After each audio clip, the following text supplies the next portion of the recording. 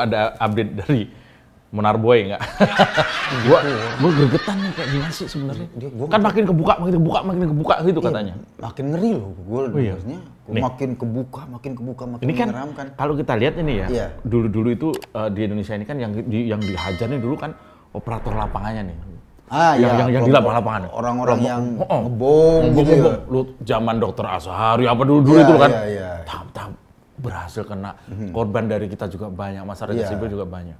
Setelah itu kan lihat tuh pendananya, ingat nggak tuh? Iya, sekarang ada yayasan, Kenceleng. Iya, yayasan apa, some organizer kena pendananya.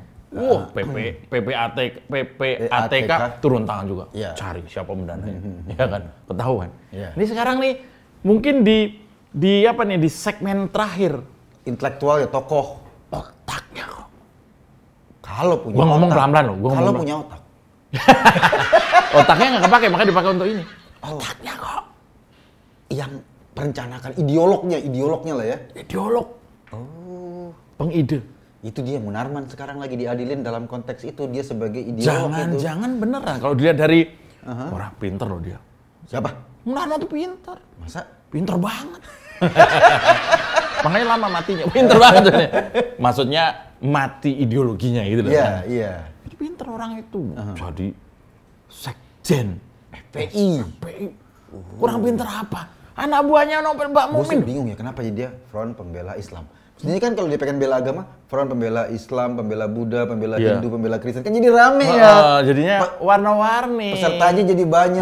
Ada yang teman-teman kita yang dari Kristen, Hindu, Buddha jadi anggotanya. Kan nggak mungkin mengkafir-kafirkan kalau anggotanya banyak gitu kan ya kan? Iya. Itu salah sendiri cuma satu.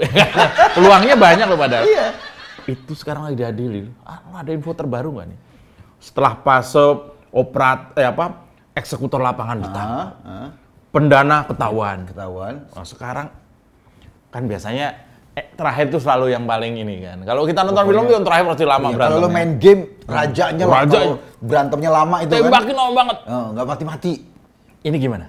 Nah itu dia kan sekarang ini kan banyak yang ketangkap kan, Munarman ketangkap disangkakan di kasus baiat pada ISIS kan. Yang di Makassar, di Medan, di Jakarta itu dia berkali-kali loh.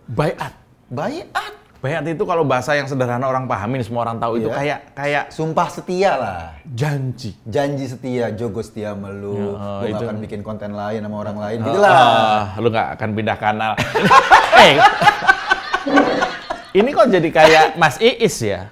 Jangan dong, kita konten kita ngomongin Munarman. Kita fokus. Kita ngomongin Munarman, bukan Alifur Rahman. Itu maksud gue kan baiat kan. Lu kan pengen contoh kan baiat itu gimana? Baiat itu orang yang membaiat orangnya nih. Dia pasti akan nurut. Ikan yang dibaiat, yang kita omongin orang yang membaiat. Berarti posisinya dia kan pasti lebih tinggi. Dia lebih jago. Nah kalau misalnya baiat tuh gini deh. Gua misalnya orang mau baiat gua mengutus lo. Tolong ambil sumpahnya. Jadi gua tuh tukang utusan gua. Gitu. Gua jadi tukang baiat. Lo tukang baiat. Kayak tukang, misalnya gini, ada dokter nggak bisa nyunat. Gue nyuruh lo bengkong tukang sunat lah ya, mantri sunat. Mau gue sunatin. Yang megang titik siapa? Kenapa contohnya itu? Kan kagak, maksud gue begitu, wakil. Iya. Tapi jangan sunat dong contohnya. Kan gue jadi ngomong titit. Makanya kan kalau lo misalnya, lo nikah lah, ada wali. Kalau bapaknya nggak ada, kan ada kakaknya yang laki-laki atau adiknya yang laki-laki. Diwakilkan. Maka membaiat. Munarman. Iya. Membaiat. Kalian sumpah setia. Itu sekarang baiat juga ada loh di kredit. Apa? Baiatnya berupa tulisan kecil-kecil, banyak berhalaman. Itu mah kontrak. Bukan kredit. Kredit handphone gue habis begitu soalnya. Banyak banget. Anda akan membayar angsuran tiap bulan. 2,5 juta paling lambat tanggal 7. Kalau bayar tanggal 6 nggak boleh. Wah, dimarahin. Tanggal 8 nggak boleh. Harus pas. Tanggal 7, jam 7. Untungnya Pak Budi itu on time. Jadi ngomong dapur. Baiat kok. Munarman ini dalam persidangan itu dia juga nggak nyangka. Ternyata yang dulu di baiat itu semuanya ngomong. Gara-gara dia. Dia ngomong, gua ini karena dia. Oh, gitu. Tapi sekali lagi karena Munarman itu nggak mudah. Orangnya termasuk orang ya itu tadi intelektual. Iya. Dia punya pasal-pasal, punya apa namanya? Alibi. Pembelaan-pembelaan, Alibi lah ya. alibi. Alibi Rahman. Nah, kalau alibi jadi pagar mandan. Ini mau terusin nggak nih? Nggak, balik. Bilang aja lu kangen.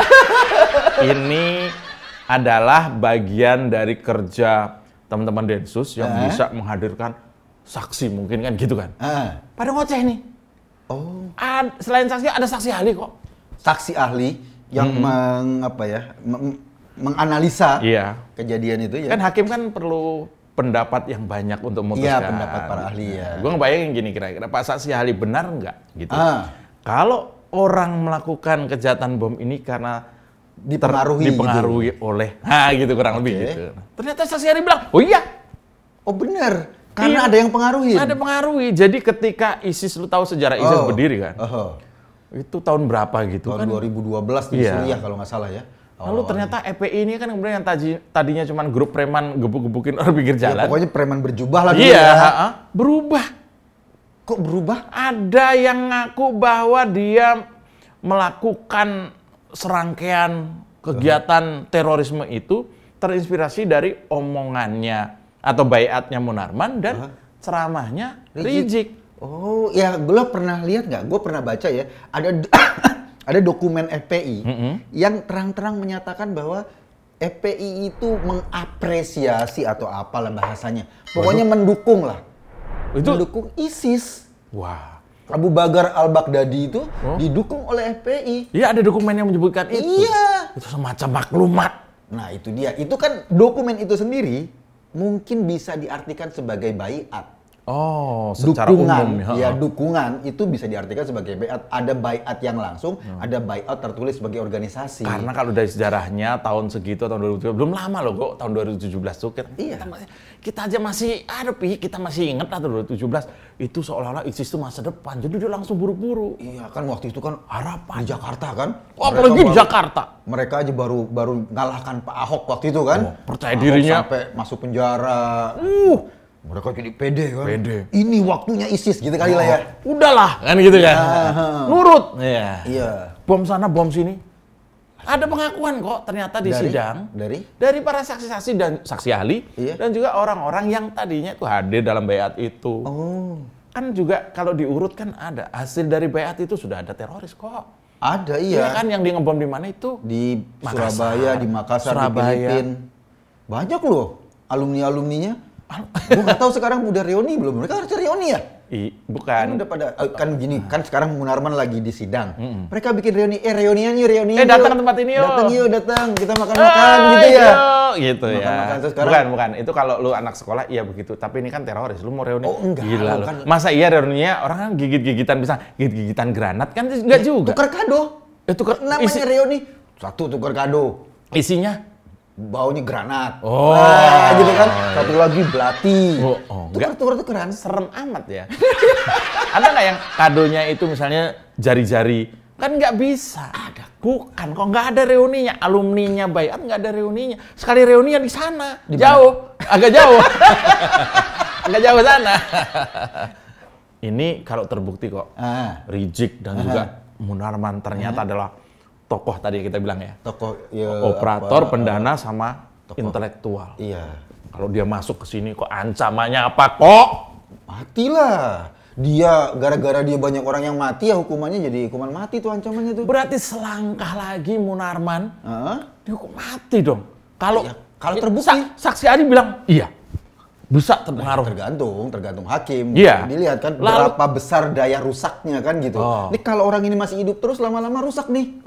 Gitu lah. Mengganggu yang namanya stabilitas ekonomi. Mengganggu orang mau ibadah di gereja, di bom apa itu kan lama-lama rusak. Dan juga mungkin walaupun kalau Munarman mungkin nanti dieksekusi kan ada hotel yang berkurang pelanggan ya.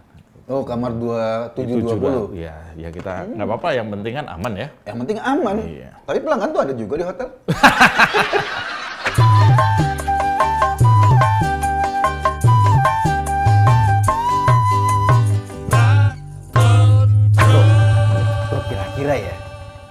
Kalau misalnya orang mau dihukum mati, dia doanya apa ya?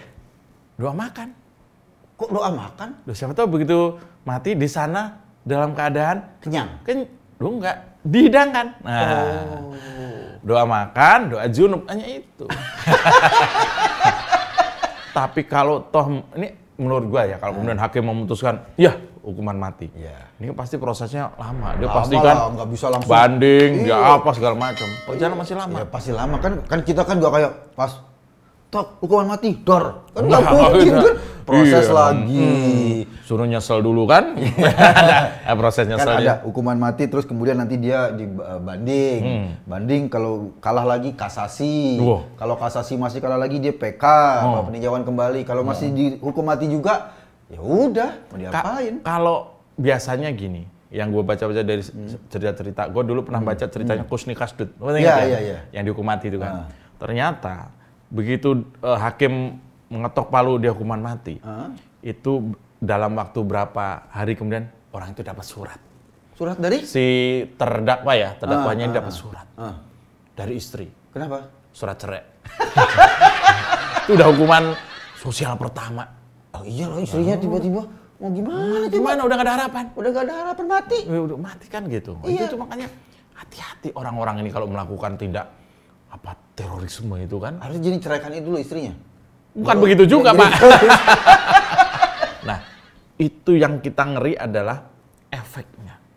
Terhadap 1.500 orang di Baiat di UIN Ciputat. Iya tuh, paling mengerikan itu. Kan orang kan kecuci kan kepalanya. Kecuci. Dan di mana mereka beredar di mana-mana loh. Iya. Mereka ada di mana-mana. Kalau kita ya ke salon cuci rambut kan nggak berpengaruh. Iya. Kalau paling kita luarnya bagian luar itu doang paling ketombe. Kalau di Iya. otaknya dicuci. Lu apa? Kalau lu cuci rambut paling ketombe hilang. Iya. Gua kemarin cuci rambut kok nih. Kenapa? Di salon. Kenapa? Gua pas begini, wah. Gua kayak lihat Mandalika. Kenapa? Banyak bukit. Pas gua begini, Mbak, Mandalika ya? Gua kalau cuci kok tahu saya dari Lombok katanya gitu. Gua Iya. sekarang ya, kalau dulu gua waktu SMA cuci rambut itu biayanya standar. Oh, standar. 50.000. Wow, itu dulu. Iya. Sekarang lebih murah, Bro. Kok lebih murah? Harusnya lebih situasi kan? Gue lebih botak. Kalau gue lebih dikit. Tapi kalau gue facial mahal. Oh, karena Lebih luas. wilayah serangnya lebih luas. Iya, jadi lebih mahal gue. Ini balik ke Munarman. Munarman cuci rambut nggak? Ini kenapa jadi cuci rambut sih? Ini ada. Siapa yang nyuciin? Wah, ini penting. Siapa kira-kira yang menyucikan rambut Munarman sekarang? Kalau dulu kalau Baiat tuh pakai ini nggak? Kayak orang dibaptis nggak? Nggak. Oh enggak lah, kan Baiat kan misalnya ya pakai apa gitu, pakai kitab suci. Kitab suci gitu. Ya. Anda setia? Setia. Anda berani? Berani. Anda siap mati? Krik, krik, krik. Belum ada jawaban kan? Anda siap mati? Anda? Wah, saya siap. Nah, sekarang. Iya. Sekarang waktunya membuktikan kata-katanya. Kok kalau Rizik juga disangkut-sangkutin bisa kena loh kok? Bisa, karena kan FPI dulu pimpinannya Rizik. Ketuanya. Pada saat dia mengeluarkan maklumat tahun 2014 itu, Maklumat? dia maklumat FPI loh, dokumen resmi loh. Isinya salah satunya adalah mendukung ISIS. ISIS. Iya, berafiliasi mendukung. Itu bukti kok. Kayak baiat organisasi. Wah, itu berarti secara jamaah, nggak satu-satu Secara kan? jamaah. Jadi anggota FPI otomatis kita mengakui ISIS, kayak daulah. Iya, jadi ada poin-poinnya tuh, salah satunya itu. Itu yang mengerikan. Karena ISIS di mana-mana kan nggak pernah damai, Bro. Ada di mana ada ISIS, di situ ada kekacauan. Ini sudah bukti Suriah, Irak, Libya, hancur berkeping-keping. Sehingga ya sangat masuk akal kalau kemudian Densus pemerintah lah ya. Iya. Pemerintah aparat bekerja sama. Kalau ISIS di sana kan memang sudah ini ya, targetnya sangar. Tapi kan pengikut-pengikutnya makin kesini makin cemen. Oh, makin cemen. Kalau ISIS di sana ngebom. Kalau di sini sweeping topi Santa. Itu awal-awal tuh. Main kecil. Iya, ISIS. Ya. Atau ngafir-ngafirin kita karena kita pakai topi Santa. Kayak gitu, kan belajar jadi ISIS lah. Oh, baru OTW. OTW ISIS. Oh, kirain sih sudah ori ya. Iya. Sementara yang kelihatan ori baru Munarman ini yang sekarang nih. Itu dia kan. Ini kan mereka pengen mengorikan. Oh. calon-calon ini mengorikan, makanya dibaiat. Oh, jadi baiat itu ada pintu masuk untuk menjadi ori. ISIS ori. ISIS ori, bukan KW. Kalau yang KW itu yang penting bajunya.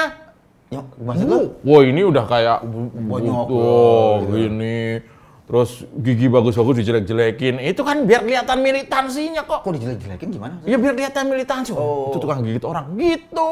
Ada itu sampelnya, nanti deh gua kasih tahu. Seragamnya samaan loh, lo perhatikan deh. Seragamnya tuh baju daster panjang, Oh iya. pakai rompi.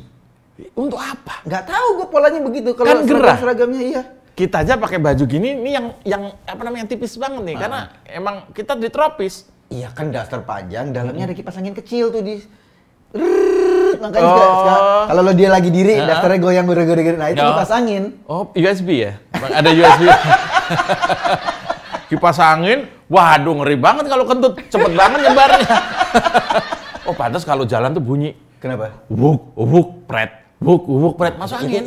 Itu ISIS yang tradisional. Oh, yang tradisional. Kalau yang modern, kalau kentut nggak bunyi. Oh, nggak bunyi? Celana dalamnya ada peredam. ABS pula ya? Iya. Ini modernisasi terorisme berarti tuh. Nah itu dia. Ya kan? Jadi modern terorisme itu salah satunya dia galak banget di Twitter. sekarang jadi ada teroris itu, ada teroris yang nyata, ada teroris di medsos. Nah, di medsos itu kan juga teroris. Sekarang kalau dikit-dikit tuh misalnya khilafah adalah solusi. Wah, itu tuh calon-calon itu. Terus apalagi tuh Pancasila togut. Calon-calon itu. Udah kelihatan, ya kan? Iya, ntar selangkah lagi jadi. Eko Kuntadi kafir.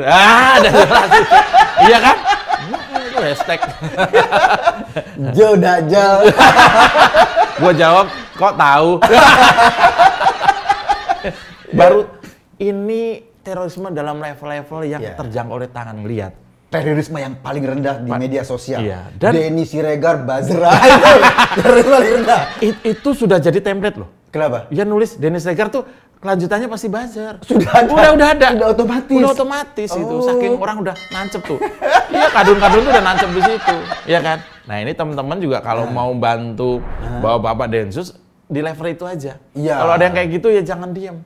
Harusnya enggak. Ledekin, lewein. Lewein aja. Karena yang diem itulah yang pertama nanti kalau ada apa-apa yang diserang. Oh iya, karena kan memang selama ini nih kan mereka tuh merajai dulu lo ketika lo teriak-teriak mau ngelawan mereka disamperin. Kan berapa kali dulu tuh kan? Orang disamperin, ada yang dipukulin, ada yang dulu dengan baju-baju ingat nggak? Iya. Guntur Romli. Guntur hidungnya sampai patah. Itu sama karena kita merasa bukan urusan kita. Padahal kalau terkait dengan terorisme itu menjadi urusan semua saudara kita yang pengen Indonesia aman harus melawan kayak gitu kan? Jadi lo nyuruh atau lo minta semua orang melawan? Melawannya dengan kemampuan masing-masing. Minimal melindungi keluarga, orang terdekat untuk tidak ikut-ikutan, terafiliasi. Bener. Apalagi sampai di baiat. Oh, bahaya itu. Iya kan? Mendingan lo baiat di arisan deh. Arisan, baiat mama. Oh iya. Bu Rodia dapatnya tanggal sekian. Kan nggak apa-apa. Lu nyebut barusan. Siapa? Itu mantan bini gua. Pas banget. Mending ikut arisan daripada ikut baiat. Iya. Dapat duit. Kalau dikocoknya bener. Kalau dikocoknya salah, uang berdarah. Daripada lu ikut baiat, lu mendingan ikut Shopee. Apa tuh? Nenek sana nih, nah, itu boleh kan aja. Ya kan itu kan bisnis, boleh. Iya. Daripada ikut itu afiliator. Lo gimana ya kalau ISIS tuh juga menggunakan metode arisan? Siapa yang bom hari ini? Dikocok. Gitu loh. Walah. Pak Bagus. Pak Bagus. Bom ya. Maju satu. Cukup. Pakaiin rompi. Sana ya. Berangkat. Gitu. Belum. Udah gitu. Belum tuh. Anjing ngomong gitu doang. Iya, terus panggil lagi satu lagi gitu kan, cek. Siapa nih? Di mana, Pak? Ini sesuai aplikasi ya. Apaan? Sesuai aplikasi. Kan ditunjukin tuh petanya. Gua bom dong. Aldi. Ya udah, kecil. Saya kecil aja deh. Iya. Belum terlalu berani. Oh, nggak berani? Nggak berani. Dia kecil aja. Dikasih jamwe. Lah buat mainan. Dor. Kalau met. Pasang banting. mendingan ikut yang lucu-lucu daripada ikut aliran-aliran yang nggak jelas gitu. Iya. Ini sasarannya anak-anak muda loh. Bener. Ya, 1.500 yang dibayar dulu itu. Bayangin itu 7 tahun lalu. Oh, sekarang udah jadi apa tuh? Udah menempati posisi-posisi. Oh iya, kalau Sudah jadi kameramen belum? Belum. Kan mereka kan pengangguran. Oh iya. Ya kan? Dulu mereka pengangguran, sekarang tetap mereka pengangguran, namanya pengangguran senior. Oh, tetap nganggur. Pengangguran ahli lah. Oh, pengangguran tapi levelnya Level ahli, ya kan ada pengangguran pemula. Pengangguran tapi eselon 1. Nah, itu dia. Itu. Jarang loh. Makanya kan di BUMN dibersihkan. Kemarin Pak Ganjar juga, siapa yang anti Pancasila? Keluar! Sudah ada penolakan-penolakan. Ya, kita bersyukur lah ya. Iya. Ini teman-teman juga kita himbau. Ya. Melihat situasi seperti itu, di sekelilingnya jangan abai. Ya, harus konsen, Iya. harus lihat dan cegah. Iya. Gitu kan. Kalau ketemu orangnya, pegang, telanjangin, sendal bijinya.